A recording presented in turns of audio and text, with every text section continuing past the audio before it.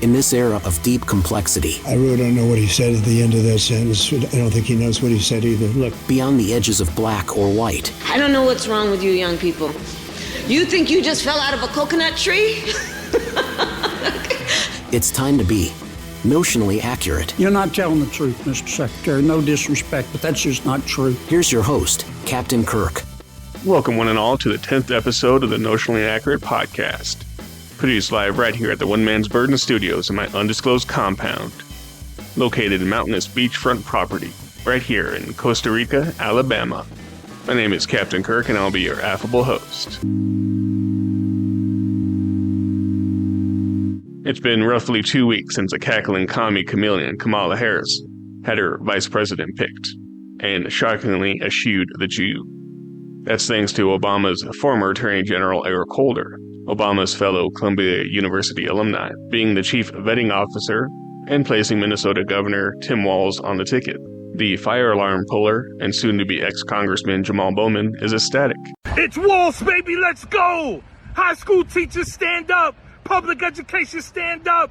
Educators stand up! Young people stand up! Working class people stand up! It's Walz, baby, let's go! Tim Walz in the building! Time to win in November, y'all! Let's go, all hands on deck! No staying at home! Let's go! As is Bernie Sanders, Columbia University alum and Washington Post columnist Karen Attiah, and the Democratic Socialists of America, who are electoral Marxists. The DNC convention in Chicago is over. Everything's going fine. So let's explore Kamala's running mate.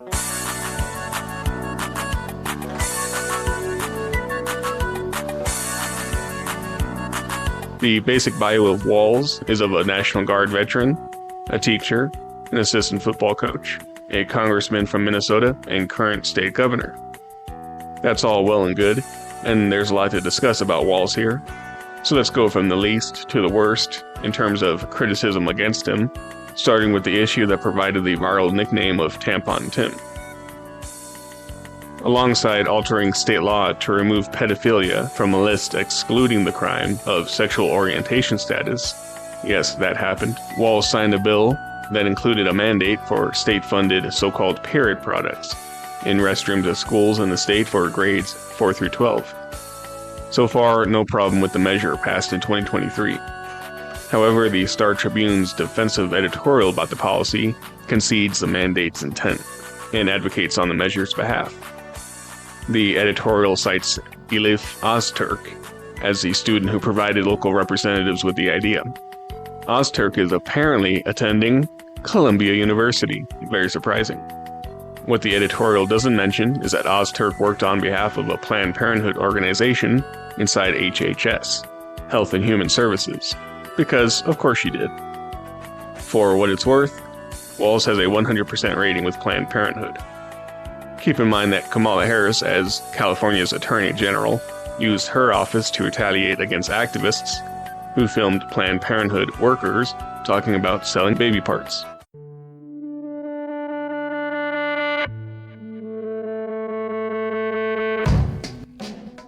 Anyway, the Star Tribune editorial says that boys' restrooms were not required to have so-called period products and that the legislation did not mandate it. However, the linked text in the editorial states, a school district or charter school must provide students with access to menstrual products at no charge. The products must be available to all menstruating students in restrooms regularly used by students in grades 4 through 12, according to a plan developed by the school district. For purposes of this section, menstrual products means pads, tampons, blah blah blah. Okay, so when is a mandate not a mandate? I guess whenever the mass media mandates it.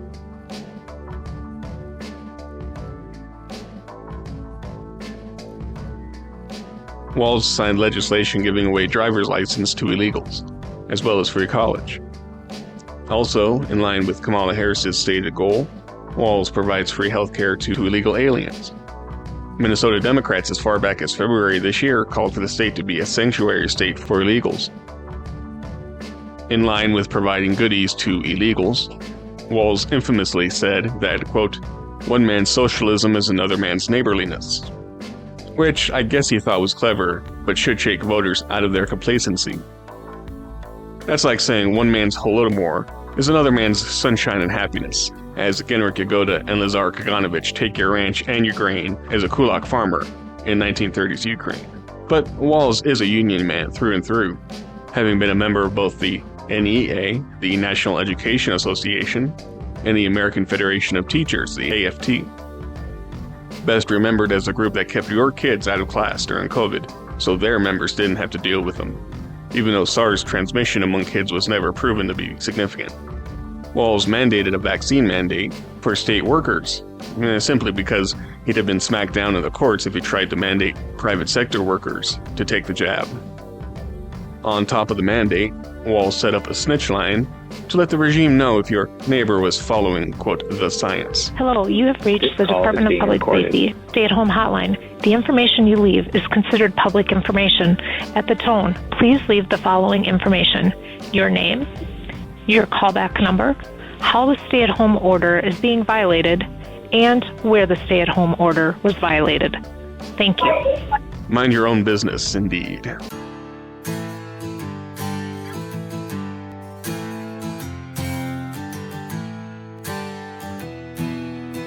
Walz was governor during the 2020 riots that wrecked Minneapolis after George Floyd killed himself. The destruction sowed an exodus of his state from business owners and job creators, leading to a net emigration that extends to 2024. His state troopers enforced riot lockdowns in places where no riots were occurring. Look at this. They just keep coming. Go inside! Get inside! Get inside! Get inside! Get in your house now! Let's go! Light him up! Go inside now! Get in the house!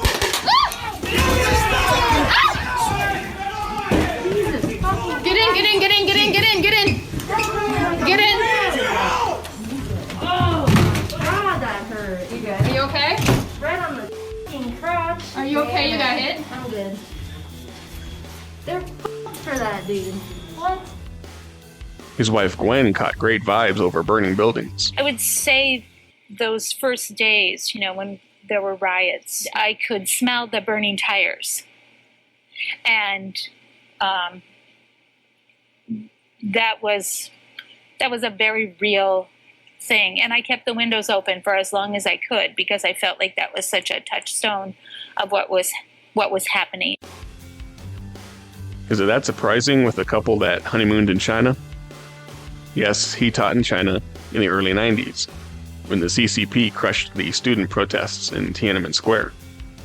He's also chummy with Ilhan Omar, who famously stated that 9/11 was an event where, quote, some people did something, and gets chilling vibes about her representing Minnesota in the Congress. Weird. Something I'll never get tired of saying, I think all of you, Congresswoman Omar, wonderful, doesn't that sound?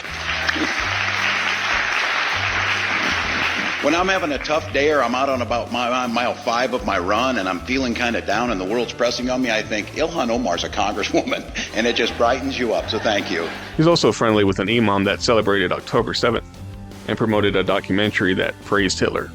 Cool. Everything's fine.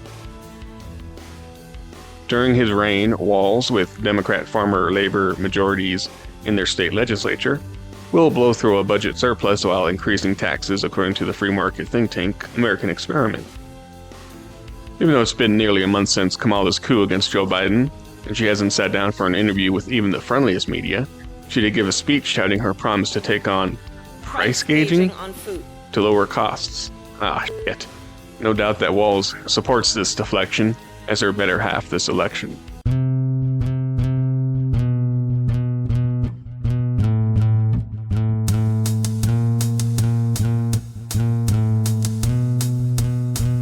Now for the most scandalous part of Tiananmen Tim's past, his stolen valor.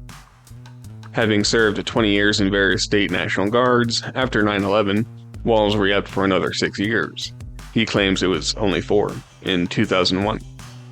In 2005, right as his unit was warned they might be called up for Iraq deployment, Tim bounced and said, "See ya," as he readied for a run for Congress in 2006. He served as a command sergeant major, high ranking for the U.S. Army. Yet in leaving to make a run for Congress, he didn't complete his course to maintain that rating. Which, of course, is 100% more than I ever did for the country. But that wasn't good enough for Walz, who time after time referred to himself, or allowed others to refer to him, as a retired command sergeant major. As a 24-year veteran of the Army National Guard and a retired command sergeant major. As a retired sergeant major in the Army National Guard out of Minnesota.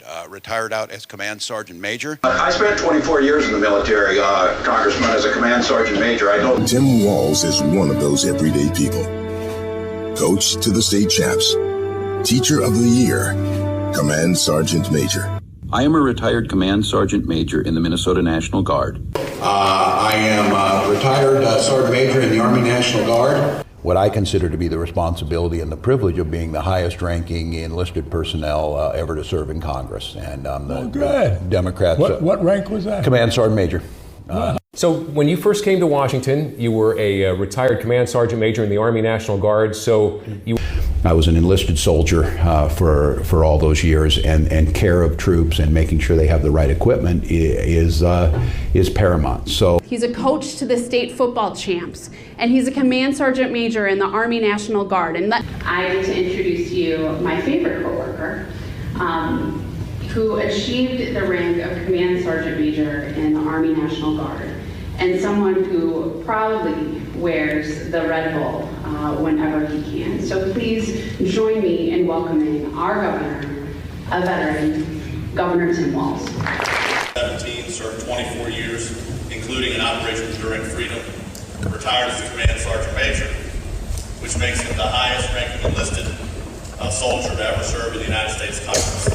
He said, you have a visitor that's coming. This is Congressman Walz from Minnesota. He's a retired sergeant major in the Army. A retired command sergeant major in the National Guard. He represents Minnesota's 1st Congressional District and is the ranking member of the House of Veterans Affairs Committee. A member of American Legion Post 11 in Mankato, Minnesota. He was the creator and sponsor of the American Legion Coin Bill and was a valuable ally in the passage of numerous other veteran-centric legislation. Please give a warm American Legion family welcome to Representative Tim Walz.